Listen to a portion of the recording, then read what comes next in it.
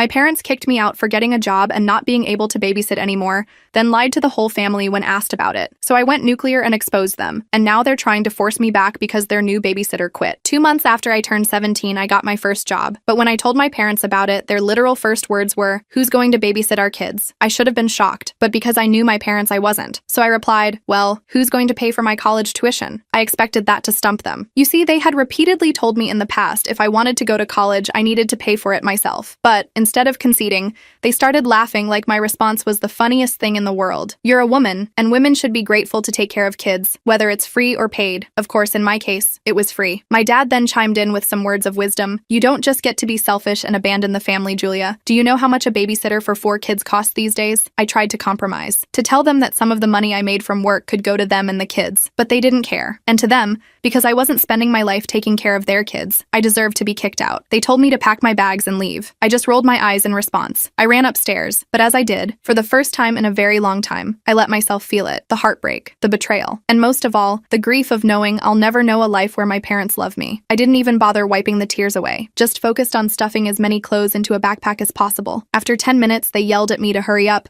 and that's when we left for my cousins. On the way there, my parents kept trying to change my mind. My dad reminded me of how much my siblings loved me, or more specifically, how no one else could get them to stop crying like I can. Their manipulation wasn't even that good, but for some reason, I still felt bad. I started questioning if I really was selfish. My mom even started crying, not because she'd miss me, but because now they had to pay for a babysitter. So when we arrived at my cousin Megan's and they just drove off without saying goodbye, I felt even more guilt, especially when she opened the door, because her face immediately lit up with joy, and she gave me the first genuine smile I'd seen in a long time. Kindness felt so unfamiliar to me that as soon as we got inside, I immediately broke down in tears. Her face fell and she tried to console me. "Well, kinda. My love, why don't you just help your parents out a little?" Help? I've cut off friends, let my grades drop, sacrificed everything to constantly take care of their kids. I didn't mean to shout, but I couldn't help the anger inside me. I turned to face her with disgust at her suggestion, but that's when I saw a look of genuine shock on her face. "Your parents told me you were acting entitled and just didn't want to help out when you had nothing to do all day." I immediately started crying again, but this time it was in her arms. I told her the whole truth, why I ended up at her place, all while she held me and told me I would be safe under her roof. Surprisingly, she seemed anything but angry, but I would soon find out she was more than just angry. I ended up crying myself to sleep that afternoon. I didn't wake up until a few hours later when I heard Megan yelling. It was in the room next door. When I heard the anger in her voice, I sat up immediately. She was usually a very shy, timid person, so hearing her like this was super unusual. It was obvious that she was talking to my parents. I couldn't make out what she was saying,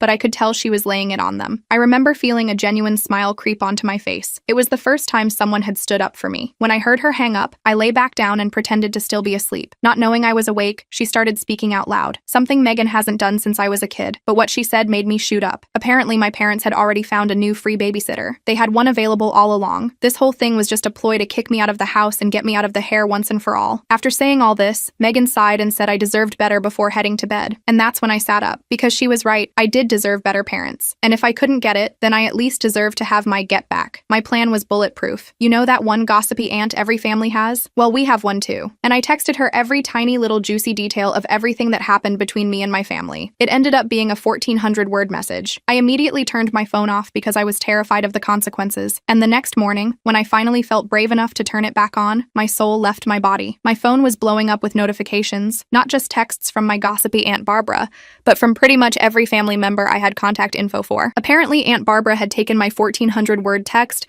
and forwarded it to everyone in the family group chat without a moment's hesitation. I scrolled through the messages with my heart pounding in my chest. There were dozens of them. Some people were defending my parents, saying I was just a dramatic teenager, but a surprising number were actually on my side. My Uncle Joseph wrote a whole paragraph about how disgusted he was with his sister, my mom, for treating me like a live-in nanny instead of a daughter. My grandma Elizabeth sent a message saying she was heartbroken and that she raised her children better than this. Megan came into the guest room where I was staying and sat down next to me on the bed. She had her phone in her hand too. Megan snorted. "Are you kidding? Barbara lives for this kind of drama, but honestly, maybe it's good that everyone knows what's been going on." I wasn't so sure about that. On one hand, it felt good to finally have people believe me. On the other hand, I knew my parents were going to be furious, and I still had to figure out what I was going to do now. I had a job, but no place to live long term. I was still in high school, and despite everything, I missed my little siblings terribly. My phone rang. It was my dad calling. I looked at Megan, panic rising in my chest and my hands starting to shake slightly, but I knew I had to face them eventually. I took a deep breath and hit the accept button. I answered the call, bracing for the inevitable explosion. I wasn't disappointed. "What the hell do you think you're doing?" My dad's voice was so loud I had to pull the phone away from my ear. Megan could hear it too, and her eyes widened. I didn't even get a chance to respond before he continued his rant. He told me I was dead to him, that I'd humiliated them in front of the entire family, and that I could forget about ever coming home. The whole time I just sat there taking it, my eyes filling with tears again. When he finally ran out of steam, I managed to squeak out, "I didn't mean for Aunt Barbara to tell everyone." It was a weak response, but it was all I could come up with. "You stupid, ungrateful," he started again, but then I heard my mom in the background. She snatched the phone from him. Her voice was ice cold when she spoke. "Julia, you've made your choice. Don't expect any support from us moving forward. Not for college, not for your phone bill, nothing." I felt my stomach drop. I hadn't even thought about all those practical things. My phone was still on their family plan. I had been counting on them at least helping with college. "What about my stuff?" I asked, my voice small. "You took what you needed," my mom replied. "Anything else we'll donate if you don't arrange to pick it up by the weekend." The call ended abruptly. I sat there staring at my phone, feeling completely overwhelmed. Megan put her arm around me and gave me a squeeze. "Well, that sounded pleasant," she said, trying to lighten the mood. "Don't worry about your stuff. We'll go get it tomorrow while they're at work." I nodded, still in shock. My parents had basically just disowned me over a part-time job at a coffee shop. What kind of parents did that? The next day, Megan called in sick to work, and we drove over to my parents' house. I still had my key, so we could get in without any problems. The house was quiet. My parents were at work, and my siblings were at school and daycare. It felt weird being back so soon, like I was breaking in instead of coming home. I quickly went to my room and started gathering things I hadn't been able to fit in my backpack the first time. My favorite books, more clothes, my laptop, and some photos of my siblings that I kept on my desk. While I was packing, Megan was in my parents' home office. I didn't know what she was doing, but I was focused on getting my stuff and getting out before anyone came home unexpectedly. When we left, Megan had a folder tucked under her arm. I asked her what it was, and she just shrugged and said she'd tell me later. We loaded my stuff into her car and drove back to her apartment. Back at her place, Megan finally showed me what she'd taken. It was a folder with my birth certificate, social security card,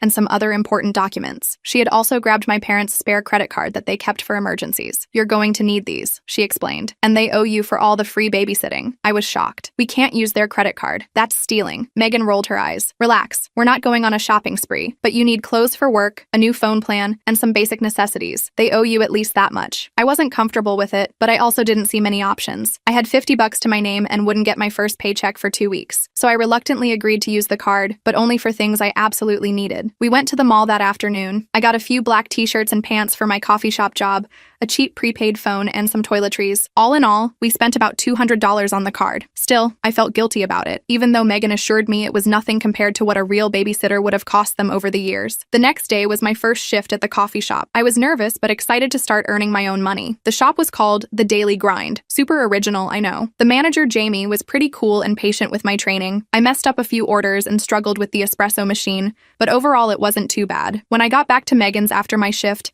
I had 3 missed calls from an unknown number. I hesitated before calling back, worried it might be my parents from a different phone. It wasn't. It was my little sister Emma using my brother's iPad. She was only 10 but somehow managed to memorize my number. She was crying, asking why I left and when I was coming home. It broke my heart to hear her so upset. I tried to explain in a way she would understand without bad-mouthing our parents. I told her I had a job now and needed to live closer to work, that I still loved her and my other siblings very much. She didn't really get it, but she made me promise to come see her soon. I promised, even though I had no idea how I would manage it. After that call, I was a mess again. Megan suggested we order pizza and watch dumb movies to take my mind off everything. It helped a little, but I couldn't stop thinking about my siblings and how much I missed them. The next few days fell into a routine. I would go to work, come back to Megan's, do homework, and repeat. I was exhausted all the time from trying to keep up with school while working nearly every day after classes, but at least I was making money now. About a week after everything went down, I got a text from my Aunt Barbara asking if I wanted to come to Sunday dinner at her house. She mentioned that my grandparents would be there,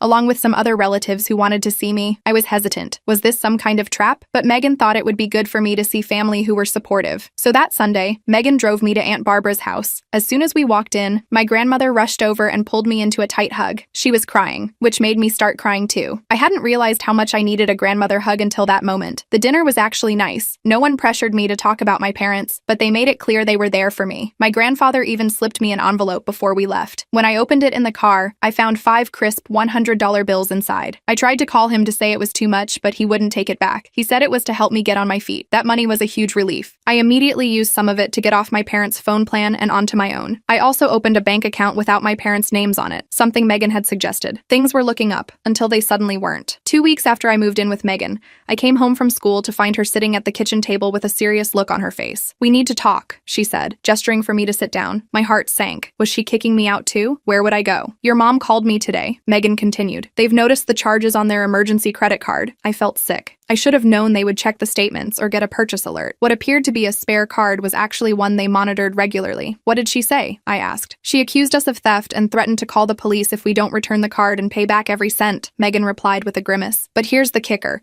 She also wants you to come home." I was shocked. "What? Why would they want me back after everything that happened?" Megan's expression turned grim. "Because their new babysitter quit after just 1 week. Apparently 4 kids under 10 is too much for most people. Who knew?" I laughed bitterly. Of course that was the reason. They didn't miss me. They missed their free childcare. "I'm not going back," I said firmly. "I can pay them back for the card from my paychecks, but I'm not going back to being their slave." Megan nodded, looking relieved. "That's what I told them. But they're pretty upset about the money. Your mom mentioned something about small claims court." I felt a flash of panic. Could they really take us to court? Would we get in trouble? I still had most of the $500 from my grandfather, so I could pay them back right away, but the whole thing left me feeling anxious and angry. The next day at school was awful. I couldn't concentrate on anything. I kept imagining police showing up to arrest me for credit card fraud or something. By lunchtime, I was a nervous wreck. My friend Casey noticed something was wrong and dragged me outside to the courtyard to talk. I ended up telling her everything. She was horrified by what my parents had done. "That's actual child neglect," she said. "They can't just throw you out because you got a job. You're still a minor." I hadn't really thought about it that way. I was so used to being treated like an adult at home that I forgot I was still legally a child. Casey's mom was a lawyer, and she suggested I talk to her about my options. I was hesitant. I didn't want to drag more people into my family drama, but Casey insisted, and after school she took me to her house. Mrs. Thompson, Casey's mom, listened to my whole story without interrupting. When I finished, she had a lot of questions about specifics, dates, exactly what was said, who else knew about the situation. I answered as best I could. "Julia, what your parents did is not okay," she said finally. "They're legally obligated to provide for you until you're 18. They can't just kick you out because you won't babysit." She explained that I had options. I could file for emancipation, which would legally make me an adult before turning 18, or we could report my parents to Child Protective Services,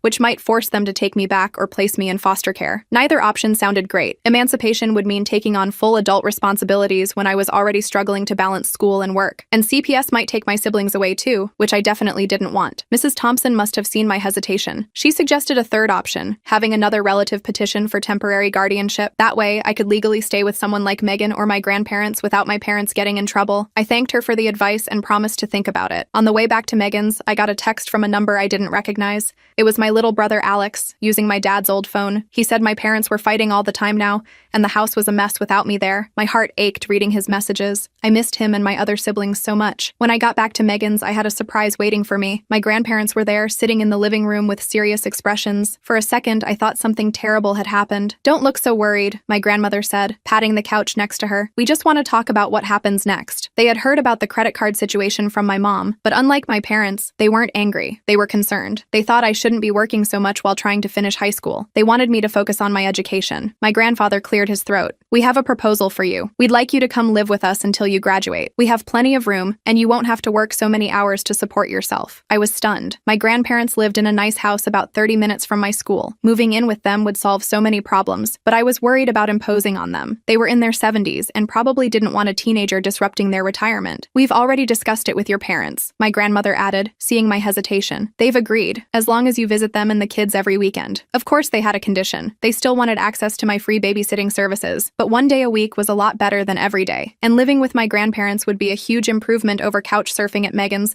as much as I appreciated her taking me in. So I agreed. That weekend, I moved my stuff to my grandparents' house. They had converted their home office into a bedroom for me. It was small but cozy, with a twin bed, a desk, and a bookshelf. My grandmother had even bought new bedding and curtains to make it feel like my own space. The first night there, I slept better than I had in weeks. There was something calming about being in their house, away from the chaos of my parents' home, but still with family who cared about me. The next morning was Saturday, which meant I had to face my first visitation with my parents and siblings. My grandmother drove me over, promising to pick me up at 6 p.m. sharp. I was was nervous the entire ride over. When we pulled up to my parents' house, my siblings came running out the front door. Emma launched herself into my arms, and the younger ones crowded around me, all talking at once. I hugged them tightly, realizing how much I had missed their little faces. My parents were standing in the doorway, watching. My mom's expression was unreadable, but my dad looked annoyed, probably because he had to deal with the kids all morning until I arrived. Once my grandmother left, I spent the day playing with my siblings, helping them with homework, and catching up on their lives. It was almost like old times, except for the tension whenever my parents were in the room. My mom eventually cornered me in the kitchen while I was making lunch for the kids. "So, you're too good to live here anymore, but you'll take handouts from your grandparents?" she said with a sneer. I tried to stay calm. "I'm just trying to finish high school without being homeless," I replied, focusing on making sandwiches rather than looking at her. "You were never going to be homeless," she scoffed. "You're so dramatic." I bit my tongue to keep from pointing out that they were the ones who kicked me out. Instead, I just carried the plates of food to the dining room for my siblings. The rest of the day was awkward but manageable. My dad mostly ignored me, which was fine by me. At 6 p.m. exactly, my grandmother's car pulled up outside. I hugged my siblings goodbye, promising to return next weekend. As I was walking out the door, my mom called after me. "Don't forget to bring your babysitting money next time." I turned, confused. "What babysitting money?" She rolled her eyes. "The $500 you owe us for stealing our credit card." I was about to argue but decided it wasn't worth it. I just nodded and left. In the car, I told my grandmother what happened. She looked angry but didn't say anything until we were halfway home. "Your mother always did have a selective memory," she finally said. "She seems to have forgotten all the money they saved using you as a nanny for 5 years." I was surprised. My grandmother had never criticized my parents in front of me before. It felt good to have someone else see the unfairness of the situation. Life at my grandparents' house quickly fell into a new routine. I went to school, worked fewer shifts at the coffee shop, and spent more time on homework. My grades started improving almost immediately. On weekends, I visited my siblings as agreed,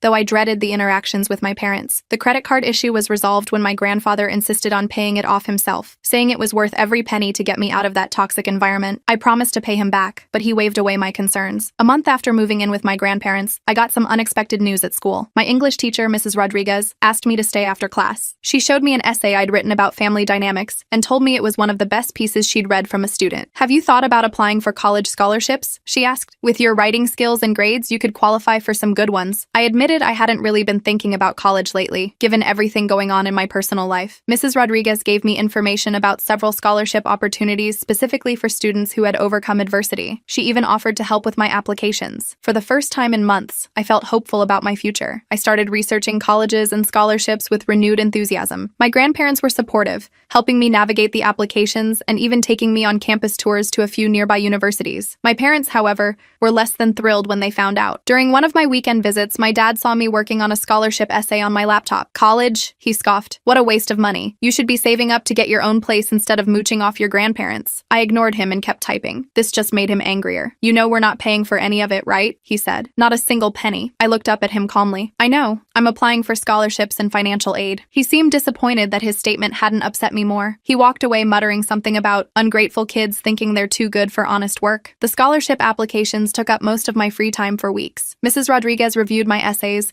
and my grandparents helped me gather all the required documents. By the spring, I had submitted applications to 6 different colleges and over a dozen scholarship programs. The first acceptance letter came on a Tuesday in April. I got into State University with a partial scholarship. I was thrilled, but it still wasn't enough to cover all the costs. I kept hoping for better news from the other schools. That same week, something unexpected happened during my weekend visit to my parents' house. My mom actually asked me how the college applications were going. It was the first time she'd shown any interest in my future plans. I told her about the acceptance from State, trying not to sound too excited since I knew she didn't approve. To my surprise, she didn't make any snide comments. Instead, she nodded and said, "Your Aunt Barbara went there. She liked it." It wasn't much, but it was the closest thing to support I'd gotten from either of my parents in months. I decided to take it as a positive sign. The next big news came 2 weeks later. I received an email notification that changed everything. One of the national merit scholarships I'd applied for had selected me as a finalist. If I won, it would cover full tuition at any public university in the state for 4 years. I was ecstatic. My grandparents took me out to dinner to celebrate making it to the finals. Even Megan drove over to join us. The finalist interview was scheduled for the following week. I spent days preparing for that interview. My grandmother helped me pick out a professional outfit, a navy blue blazer and skirt that made me look older than 17. My grandfather drilled me with practice questions until I could answer confidently about my goals and aspirations. The day of the interview, I was a nervous wreck. The scholarship committee consisted of 5 people, all with impressive academic credentials. They asked about my essay, my experiences, and my plans for the future. I talked about wanting to become a child psychologist, inspired partly by my own experiences with family dynamics. I left the interview feeling like I'd done my best, but I had no idea if it was good enough. The results wouldn't be announced for another 2 weeks. Those 2 weeks were the longest of my life. I checked my email obsessively,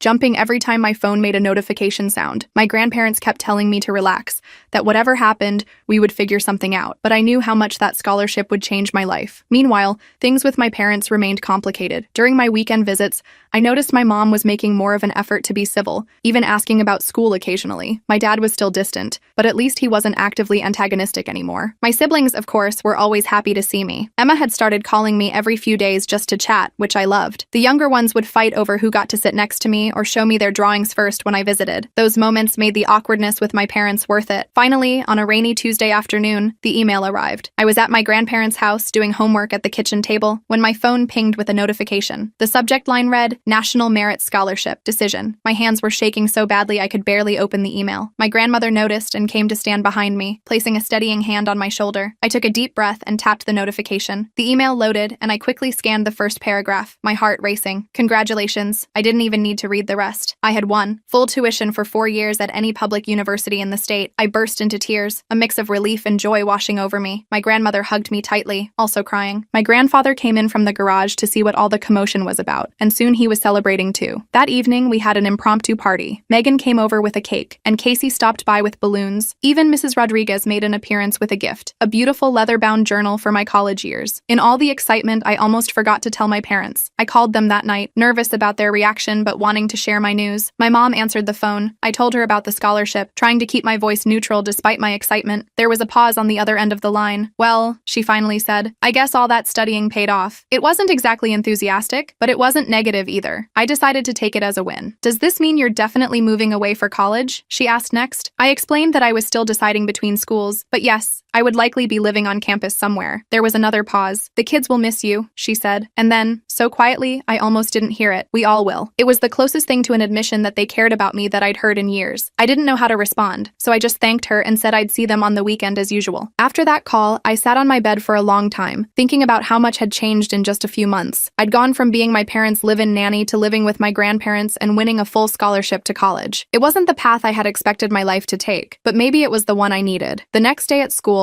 I found myself smiling for no reason throughout the day. The future that had seemed so bleak just months ago now looked bright and full of possibilities. I had people who believed in me and supported my dreams, and I was starting to realize that maybe, just maybe, I deserved that support all along. As April turned to May, things kept looking up. I spent most of my time at my grandparents' place, which honestly felt more like home than my parents' house ever did. I still went over every weekend to see my siblings, but those visits got less awkward as time passed. My mom actually started making small talk with me, and my dad at least stopped glaring at me from across the room. One Saturday in mid-May, something weird happened. I was playing with my youngest brother in the living room when my mom came in and just stood there watching us. After a few minutes, she cleared her throat. Julia, can we talk in the kitchen for a minute? My stomach immediately knotted up. Every time my parents wanted to talk, it ended with me feeling like crap. But I nodded and followed her. In the kitchen, she busied herself making coffee, not looking at me. I just stood there awkwardly, waiting for whatever bomb she was about to drop. Your father and I have been talking, she finally said, about your graduation next month. Oh right, graduation. With everything else going on, I'd barely thought about it. But now that she mentioned it, I realized I had no idea who would come to the ceremony. Would my parents even show up? Would it be super awkward having them and my grandparents in the same place? We want to host a small party for you, she continued, here at the house. After the ceremony, I must have looked completely shocked because she actually laughed a little. Don't look so surprised. You're still our daughter. I didn't know what to say. For months, they'd treated me like I was nothing but free labor, and now they wanted to throw me a graduation party? It didn't make sense. Why? I blurted out before I could stop myself. My mom's face fell a little. She put down her coffee cup and finally looked directly at me. Because we're proud of you, she said quietly. The scholarship, college. You've done well, Julia. I just stared at her. Who was this woman and what had she done with my mother? I wanted to ask if she was feeling okay, or if she'd been abducted by aliens. Before I could respond, my dad walked in. He nodded at me awkwardly, then grabbed a beer from the fridge. Your mom tell you about the party? He asked. I nodded, still too confused to form words. Good, he said. We were thinking just family. Your grandparents, Megan, a few aunts and uncles. They were including my grandparents, and Megan, the people who had basically rescued me from them. This was getting weirder by the minute. That sounds nice, I managed to say. Thank you. My dad nodded again and left the kitchen. My mom went back to fussing with coffee cups. I escaped back to the living room as soon as I could, my head spinning. That night at my grandparents' house, I told them about the party offer. My grandmother got a weird look on her face. Your Aunt Barbara went to visit them last week, she said. Had a long talk with your mother, apparently. That explained some things. Aunt Barbara was my mom's older sister and pretty much the only person my mom would actually listen to. If Barbara had called her out on her treatment of me,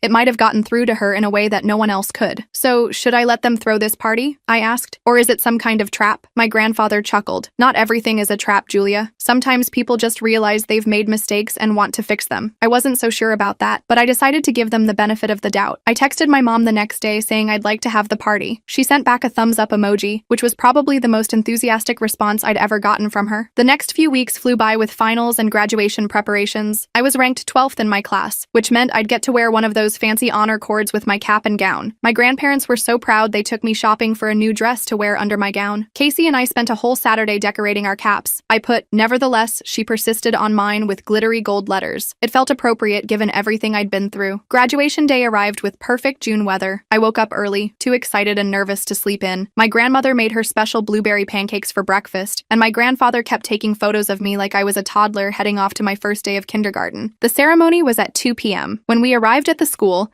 the parking lot was already packed with families carrying balloons and flowers. I spotted my parents' car right away. It was hard to miss with all 4 of my siblings' faces pressed against the windows, waving frantically at me. I waved back, feeling a weird mix of emotions. Part of me was still angry about everything they'd done, but another part was just glad they'd shown up. I had to go line up with the other graduates while my family found seats in the auditorium. Casey found me in line and we took selfies with our decorated caps. The whole thing felt surreal, like I was watching myself in a movie about high school graduation rather than actually experiencing it. The ceremony itself was pretty standard. Boring speeches from the principal and valedictorian, the band playing Pomp and Circumstance on an endless loop as we walked across the stage. When they called my name, I heard cheering from multiple sections of the audience. My siblings were the loudest, of course, but I could also pick out Megan's voice and my grandfather's distinctive whistle. Afterward, in the chaos of families finding their graduates, I got caught in a whirlwind of hugs and photos. Emma wouldn't let go of my waist, and my littlest brother kept trying to steal my cap. My parents actually looked proud, my dad patting me on the back and my mom fussing with my hair for pictures. As we were walking to the parking lot, Casey ran up to give me one last hug. "Coming to Tyler's party tonight?" she asked. I shook my head. "Family thing," I said, nodding toward my parents. "Maybe I can stop by later?" She shrugged. "Text me if you escape," she said with a wink before running off to join her own family. We all caravanned back to my parents' house, my parents' car full of my siblings, my grandparents in their car, and me riding with Megan. As we drove, Megan kept glancing at me. "You okay?" she finally asked. I nodded. "Just weird, you know? A few months ago they kicked me out, and now they're throwing me a graduation party." Megan smiled. "People can surprise you sometimes, not always in bad ways." When we got to the house, I was shocked to see balloons tied to the mailbox and a "Congratulations Graduate" banner hanging over the front door. Inside, the dining room table was covered with food, and there was even a cake with my name on it. More relatives arrived. Aunt Barbara, who hugged me so hard I thought my ribs would crack. Uncle Joseph, a few cousins I hadn't seen in ages. Even Mrs. Thompson, Casey's mom who had given me legal advice, stopped by with a gift card. The party was actually fun. My siblings were on their best behavior, my parents were being weirdly nice, and everyone kept telling me how proud they were of me. I kept waiting for the other shoe to drop, for someone to mention babysitting or for my dad to make some snide comment about college being a waste of time. But it never happened. After cake, my mom announced it was time for gifts. There were the usual graduation presents, money, gift cards, a new laptop from my grandparents that I nearly cried over. But then my parents handed me a small box. Inside was a key. I looked at them, confused. "It's to our house," my mom explained. "We want you to know you always have a home here, even when you're away at college." I just stared at the key, completely speechless. My dad cleared his throat. We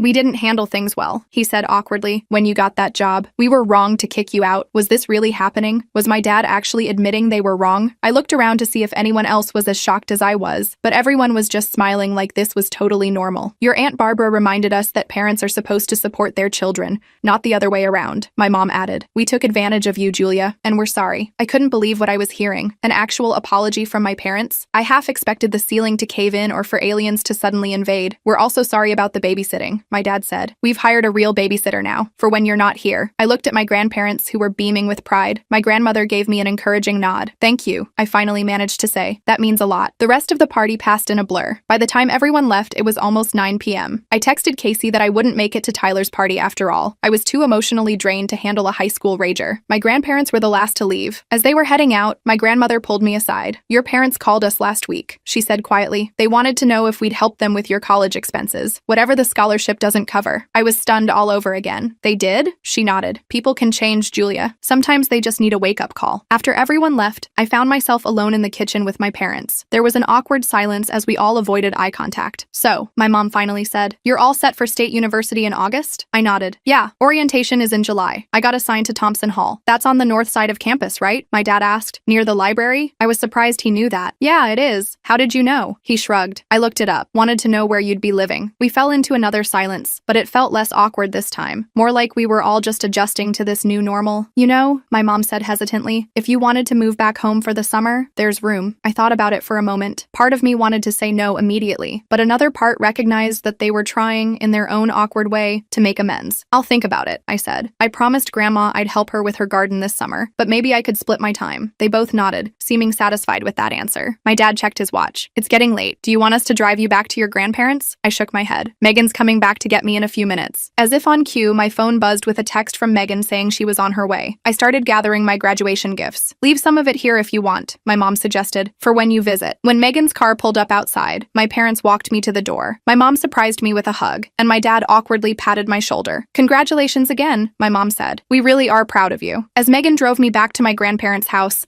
I thought about how much had changed in just a few months. I'd gone from being a free nanny who wasn't allowed to have a job to a soon-to-be college student with a full scholarship. I'd found out who really had my back when things got tough, and I'd learned that I was stronger than I ever knew. But most surprisingly, I'd learned that sometimes people can actually change. My parents weren't perfect, not even close, but they were trying. And for now, that was enough. I looked down at the house key in my hand. Maybe I would spend some time at home this summer after all. Not because I had to, but because I wanted to, on my own terms. And that made all the difference.